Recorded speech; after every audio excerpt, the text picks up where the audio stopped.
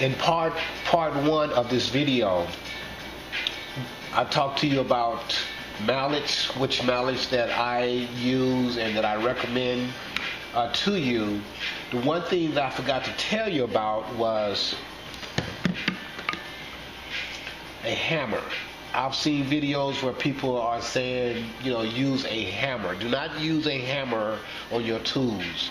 You can use for anything else, but do not use it on your tools because it will damage your tools. Just to give you an example, these are two setters. And if you look at this one, see how it's flattened, and this one is not. This is the results of hitting this tool with a hammer, just to show you what a hammer can do to your tools. The other thing that I talked to you about was using two pounding boards, because that will protect your tools from going through one and hitting the marble slab. Not sure if you can see this or not, but this tool here is chipped, and that's from the result of going through the pad and hitting the marble slab. The other thing that I forgot to mention to you was someone had asked me what was this underneath the slab. It's just a piece of carpet. We use this carpet to absorb the pounding that we're doing. We have learned that using the carpet in between the slab and the table makes such a big difference in the amount of noise that the pounding will make. So basically what it is just to absorb the pounding.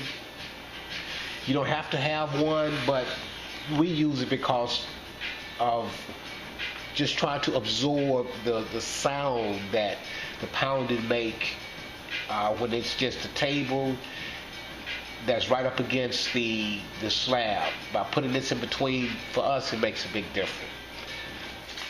Now, one of the other things that I want to recommend that you get is a cutting board. They have cutting boards that are just blank like this here, and they have cutting boards that have the grids, the 1x1 square inch on them. I recommend that you get the one with the 1x1 square inch grid on it. The reason why is because what I want to do is show you how to price out your products by using this 1x1 grid on a cutting board. We have put together a formula that will show you what you need to charge for your material, and I will show you that by using a pattern and a cutting board with a grid on it to show you how to do that. So a cutting board is very important because you need it to work on and to work with. So that's one of the other tools that I recommend that you get. The next thing I want to recommend that you get you a rotary cutter. This one is a 45 millimeter. They come larger, which is a 65 millimeter. I have always stuck with the 45 millimeter. And I have had those that was, they had a little trigger on them. But the problem with the one that have the trigger on them, that trigger will wear down to where it doesn't lock the way it should. This one here, you open it by pulling this black piece down, close it by pushing it up. This one we have had probably for 15 years. But what we were doing, we were buying a new blade every time a blade would go dull. And the blades are like $5 or $5 or $6. The cutter itself with the blade is $10. So the blade costs half the price of the cutter.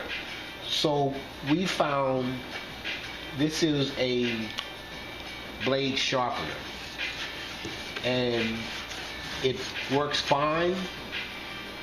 It saves us a lot of money We bought it online, I think, for about $45, but it has saved us a lot of money because we haven't purchased a blade in probably 2 years. Now, you can find this online from True Cut, and it's a great product, and we have used this. We haven't had to purchase a blade for some time now, so it was worth the money. The next thing I would recommend that you get is rulers and measuring tape. The measuring tape we use a lot because when we are, for example, when we're making this bag and we want to measure how long we need for our gusset to be, well then we will use a measuring tape like this and basically just put the measuring tape here and walk it around, and that will let us know how long our gusset need to be and how wide we want our gusset. The other thing is that I recommend that you get you a ruler that is at least 50 inches long. This one, I think, well, this is an old ruler we probably picked up at like a hardware store. This one can work fine. This one, it's metal. This one we picked up from Sunny Sewing in Dallas, Texas. They had the best prices that I could find. Everyone else, this is a 60-inch ruler, 60 by 2 inches.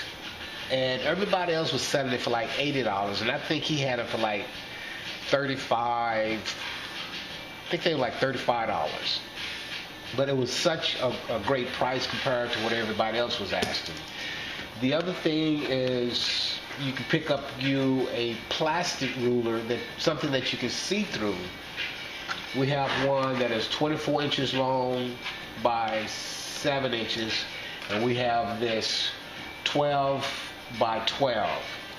Now these are great because when we are measuring and we have to measure to where we're measuring in, it's easy for us to see the lines and when it's set on top of the leather, and we know what that measurement is going to look like once we cut it out. It's a little different than if you're trying to use this ruler here, because if I was measuring with this ruler I would have to turn it this way, but with this one here, this allowed me to be able to see through it and understanding exactly what I'm going to get when I cut it. So the plastic ones, I would recommend that you do get you a couple of them, or at least one of them. And like I say, you can get the rulers from the hardware store or one that are used for fabric, which are the metal ruler. So whichever one you get will work fine for you. But I recommend that you at least get you a 50-inch by 2-inch and at least one ruler that is clear, that you can see through when you're working. Once you start working with it, you understand how much better it is to work with something like this. One of the other tools I want to talk to you about is getting you a pair of good leather scissors. These, I picked these up from Tandy Leather Factory. We've had these for probably 15, 16 years. Matter of fact, when I started with these scissors. I would sharpen them every now and then, but they cut leather very well, nice and clean. This is what you want to get, a nice pair of leather scissors. Now, Tandy Leather also sell these. These are leather scissors, but this is not something you want. I mean, they will cut leather, but I guarantee if you buy these, you will end up purchasing a good pair of leather scissors. These here, I think, could be maybe around $24, $26. I'm not sure. but it's worth the money. These are much cheaper, but what will happen is that you will buy these and end up buying a good pair of leather scissors. These come in about 3 different styles. One have like rubber around the where you put your fingers. These here works for me fine, but you just want to get you a good pair. The other thing you want to get is a pair of scissors for fabric, and you can get these at a Lowe's. I saw them at Lowe's for like $2.95, something like that. You can use these. Get you at least 2 pair. Use one for fabric and the other one for paper, because these are the one we use for fabric, and these are the one we use for paper because we use a lot of cardboard. The other thing is that you want to get you a good pair of snips. You can get these for like $3 or $4 at like a fabric, like a Joann's, or I'm not sure if you can get them at Michael's, but at a store that sells fabric, 9 out of 10 you can purchase these. If not, you can find them online very, very cheap also. This is a pair that I bought when I first started. It wasn't a waste of money, but they was very expensive. And the only thing we use these for is cutting like zippers that have metal teeth. We'll use these here to cut the zippers. That's about the only thing we use these for. Well, sometimes we'll use it for fabric because it will cut fabric very clean.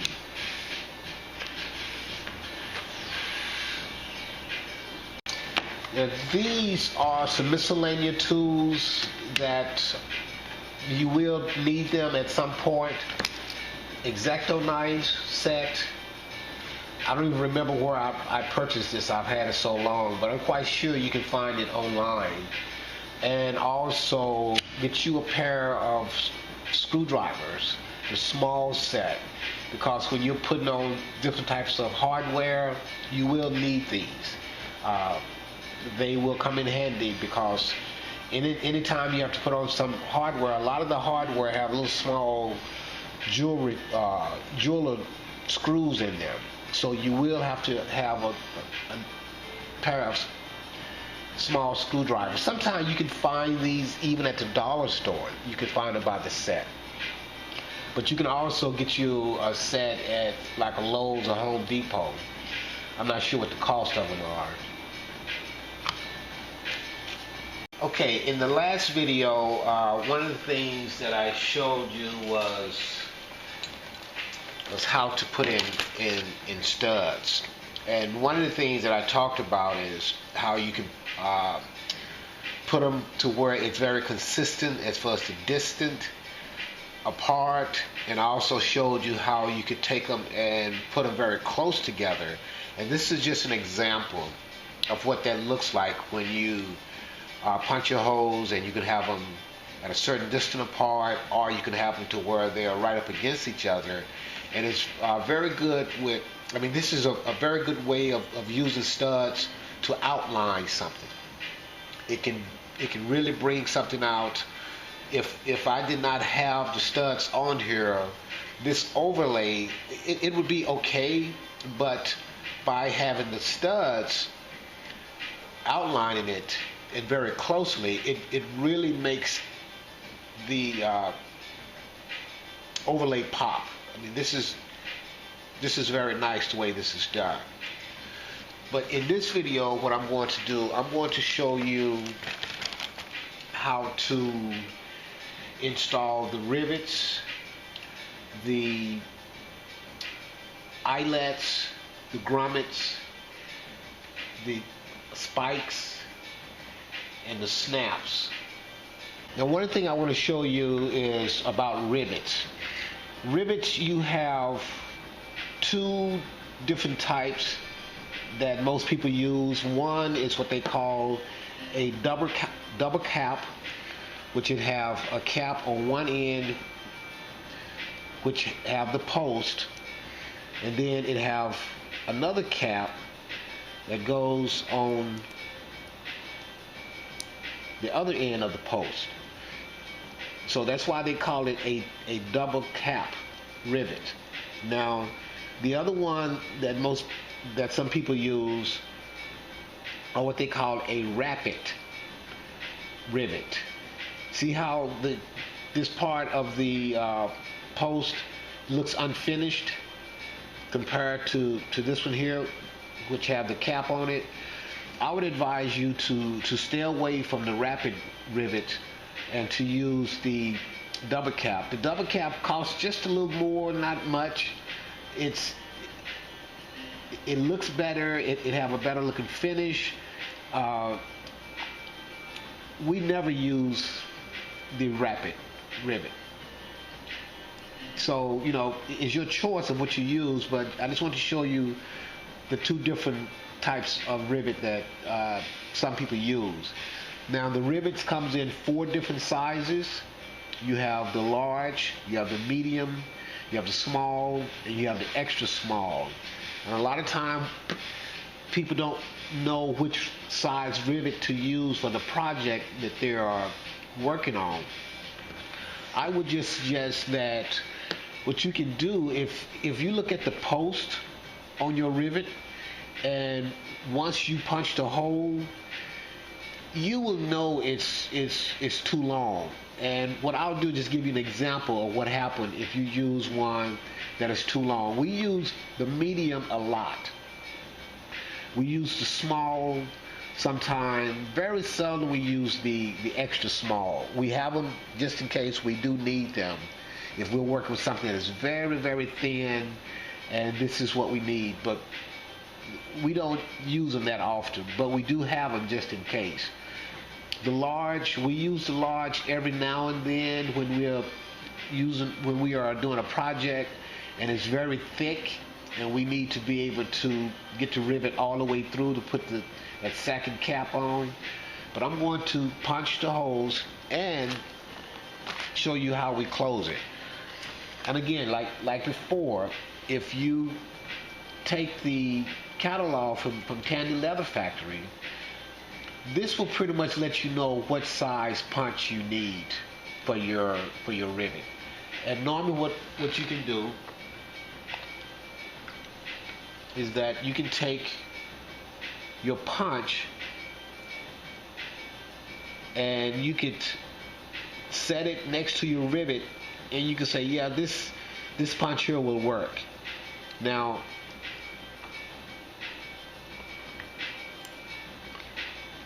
see how much larger this punch is? Now this punch I would not use. Now, but this one I would, because it's close to the size of the rivet that I'm using. So you can determine what punch you need to use by taking the punch and putting it up next to the post of the rivet.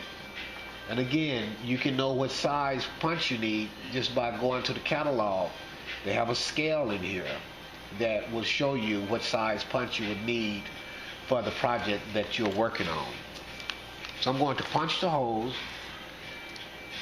and show you what happens when you use a rivet that is too long and one that is the right size.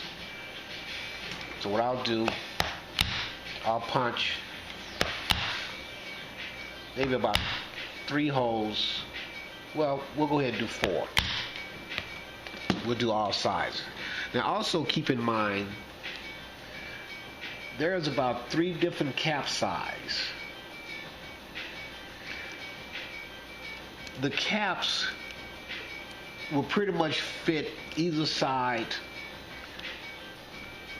rivet that you're using, whether it's a large, small, or medium, or extra small. So you can use the cap on either side post. So we're going to take the large. Let's start with the large. Put the large in.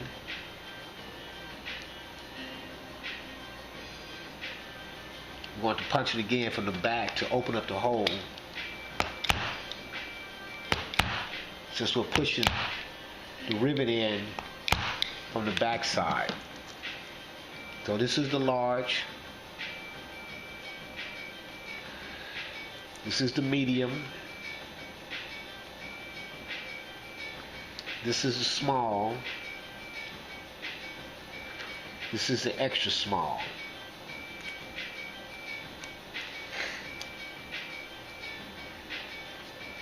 So if I was going to use these rivets and I'm looking at this, you know what? I know that is way too long to use. This one is too long.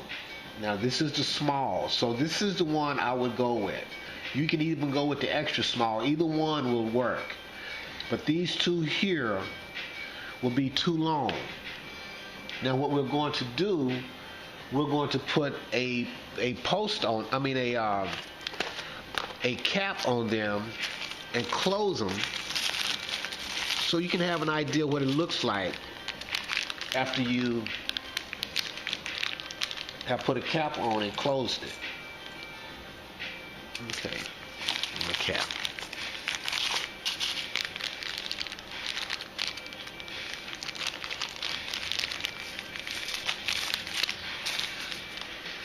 Okay, we're going to put a cap on.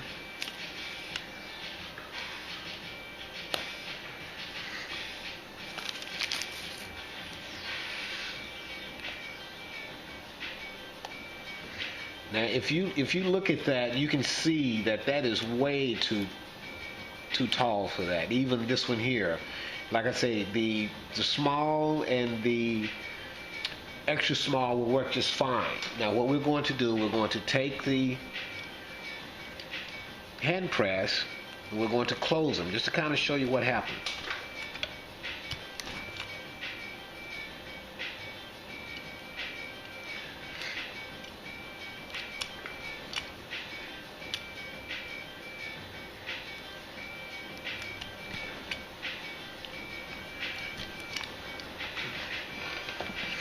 That's interesting. You know, when I closed them, they closed just fine. But a lot of time when you're working on a project, what would happen is that it would bend and you can't figure out why it's not staying on. But I've never seen it do that before. I mean, it closed right up just fine. All four of them there. So who knew?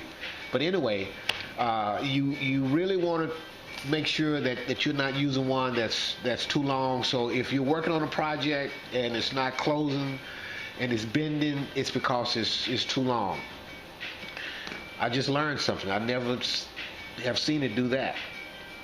Okay, the next thing I'm going to show you how to put in the eyelets. These are the eyelets. Now we're going to install the eyelets. They're two different sizes, and again, if I'm going to punch the hole for it, and if I take this punch and I put it up against the eyelet, see how much smaller the punch is to the eyelet? So I wouldn't use this punch. But these here are pretty close, so I will use this punch right here. So what I'm going to do, I'm going to punch the hole, punch two holes. I will put the eyelet in from the top side, and now I'm going to get a hand press and close it. Okay, now what we're going to do is we're going to close the eyelets. Now we're using the same hand press, but we're going to use a different die. So I'm going to change out the die. Now this is a different die. This is the one for the eyelet, because the eyelet sets right on top of it. And what happened is that when it pressed down, this pin moves down. And when the pin moves down, it closes the eyelet. It makes it fold over. That's what gives it the close when it's here pushed down onto it. So what I'm going to do, also let me just back up and show you. This is what the rivet die looked like. It's open, and so what happened is that when it when it press down, this moves down, and that allows the rivet to compress. It just compresses when you push it down. So this is for the eyelet. I'm gonna put this one in. Put this die to the top. Now what I will do, I will put the eyelet in from the top side, turn it upside down, put it onto the die, press down, and see how it closes that. We're going to do the same thing. Now this one is a little smaller. See how it kind of opens up when it closes. This is okay if it doesn't bother you for the look. Some people would rather have the ones. They do sell some that have a second piece that goes on the back, and I'll show you that, what it looks like on a grommet. See how this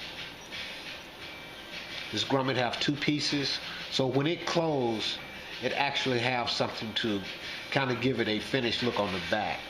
So they do sell eyelets just small with that second piece. Okay, the next thing I'm going to show you how to put the grommet in.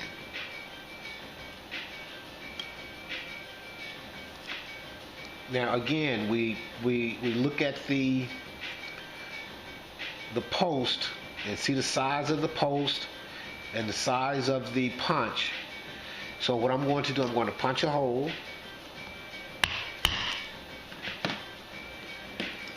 And now I'm going to take the grommet, put it through. That's what it looks like from the front. And then what I would do, I would take the grommet setter.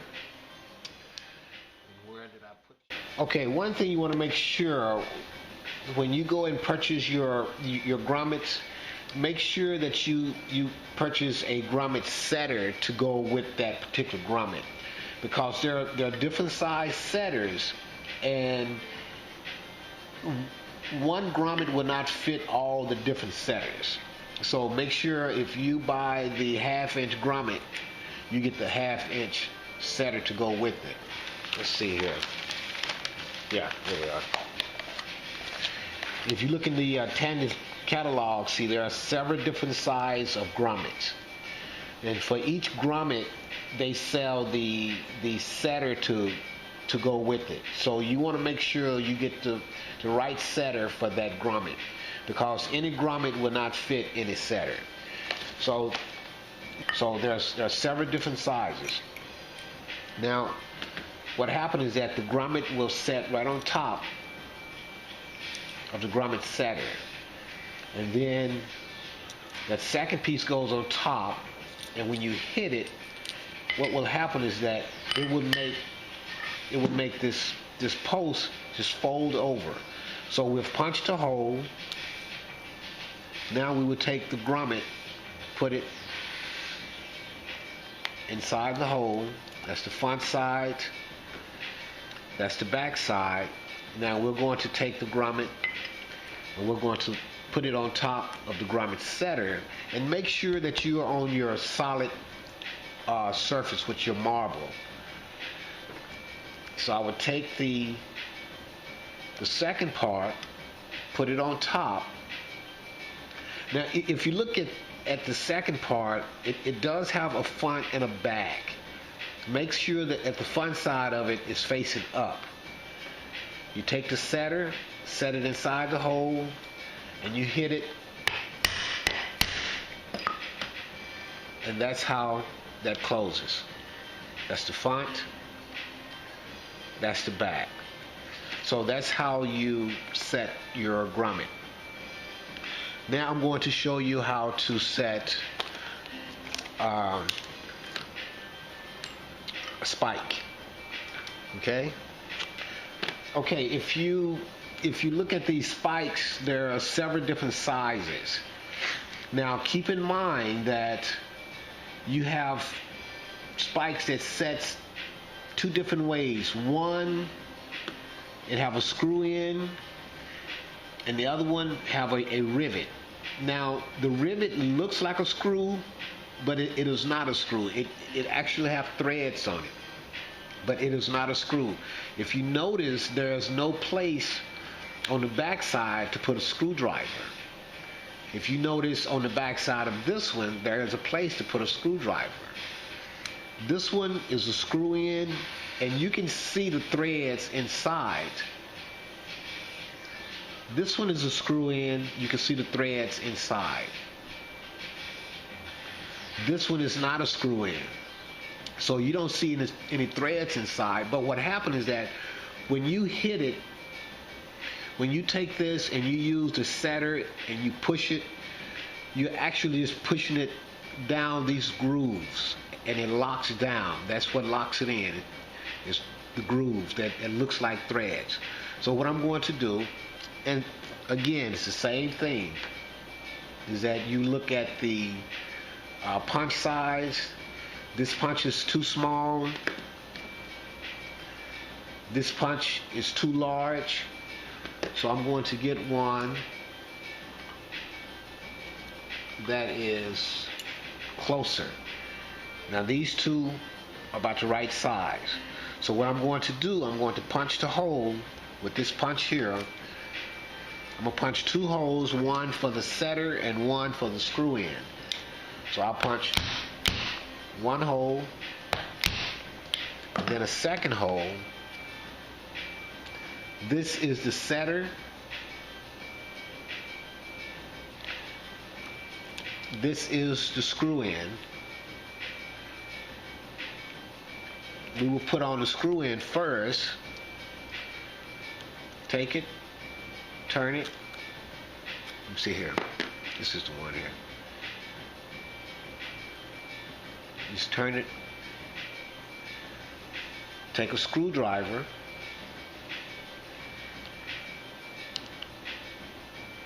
And tighten it. That's how you set that one. Now this one, what we're going to do, we're going to move over the pounding board, put it back on the solid marble. We're going to put the spike on top. Then we have a spike setter. If you notice, it is open, and so you just set it right on top.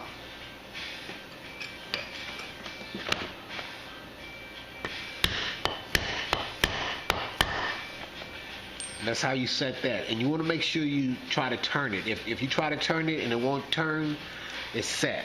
But if it turns, you need to hit it a couple more times to set that.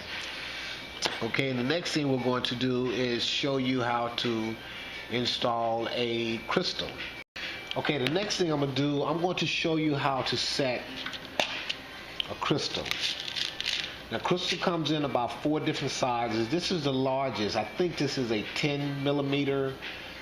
The crystal have a post on the back, and the larger the crystal, the taller the post. I mean, the post can become very small, and so you have to make sure that whatever you're putting the crystal on, the leather is not too thick, that it will not, the post will not go all the way through. So putting a crystal on is the same process of what we just did. Just punching a hole, and then we're going to set it.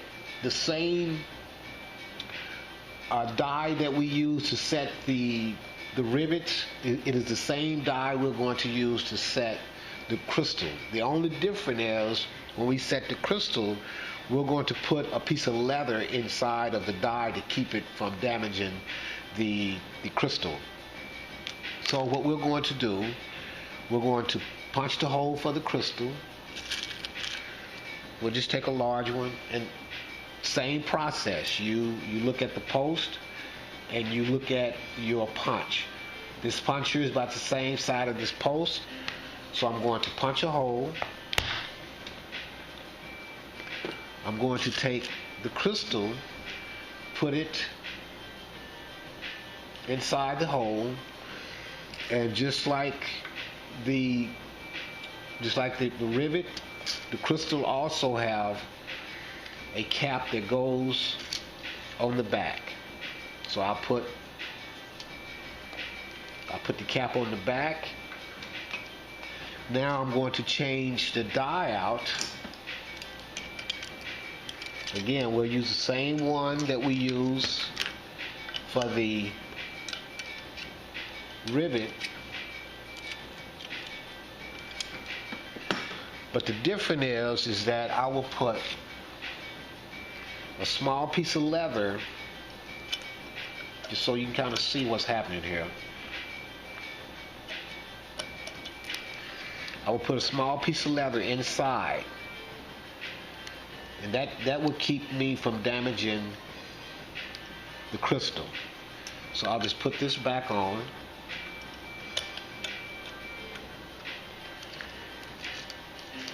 Turn the crystal upside down. Close it. It's closed. That's it. That's how you put a crystal on. Okay, the next thing I'm going to do, I'm going to show you how to put the snaps on. Now the snaps, we use two different sizes. One is a line 20. This is a line 20. This is a small one. And then you have a line 24, which is larger. We don't use the line 24 that often anymore. When I first started, we used the line 24 because I did not know that was a smaller size. So now all I use are the line 20. Now keep in mind that snaps have two parts. It have one part, which is what I call the cap. It have a second part, which is what I call the head, and the head fits onto, the caps fit onto the head. Now each part have two parts. This is the cap. This is one part of the cap. This is the second part of the cap. So each part have two parts. This is the head, which goes in from the back side, and this is the second part of the head, which goes on top of that first part. So I'm going to show you how to set the snaps. So what we'll do, same process, we'll look at our punch and look at our post. These are about the same size, so what I'll do, I'll punch a hole.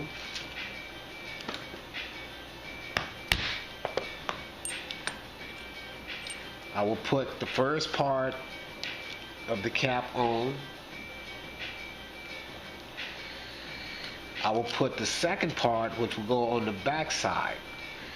And if you notice, when I put this on, you can put it on two different ways, but the correct way is to make sure when you put it on that the bottom part that is going to touch the leather is actually touching the leather. If you turn it over, if you notice how it's sticking up, you want to make sure that it's flush up against the leather. So what I'm going to do, we're going to change out the dies. The dies for the snaps are different from the rivets and the eyelet. You have two sets. You have one for the cap, and what happened is that it fits on like this. Then the second part goes on, and then when it pressed down, this part right here pushes down that post and makes it just spread out. So I'm going to show you how that works. We'll put the die in.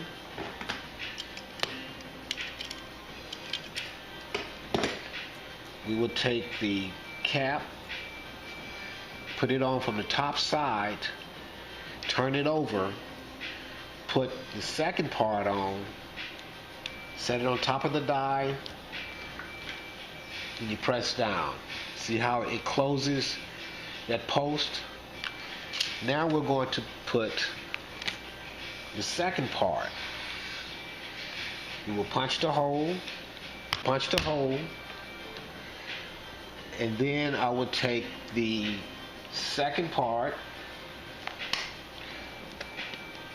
of the snap, which is what I call the head.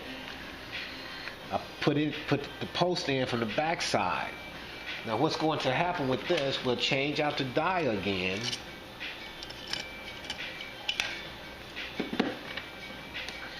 Now this is the part of the die. Now when you purchase these, they will come as a set to where you have both dies for the snaps. Now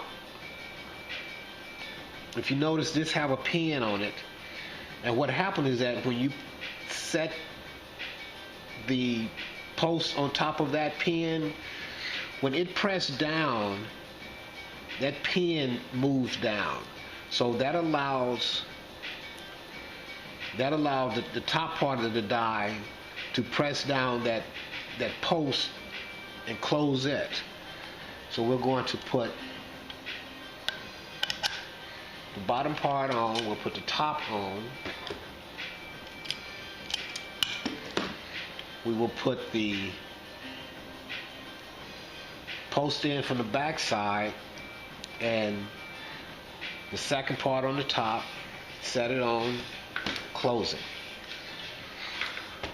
Now that's closing the head, the cap. That's how that closes. You know, that could be a product. I'm not sure what it can be, but that is some type of product. But anyway, this is one thing I want to show you is some of the embellishment. And I know that I did not show you every embellishment, but if you have any question, be sure and send me an email or a comment, and I will try and answer it or try to show you what it is that you're looking for. And again, always pass this on to someone else. If you have not subscribed, please subscribe to our channel and keep watching it, because we're going to keep producing videos on everything that we do and everything that we make and everything that we know. So again, thank you for watching.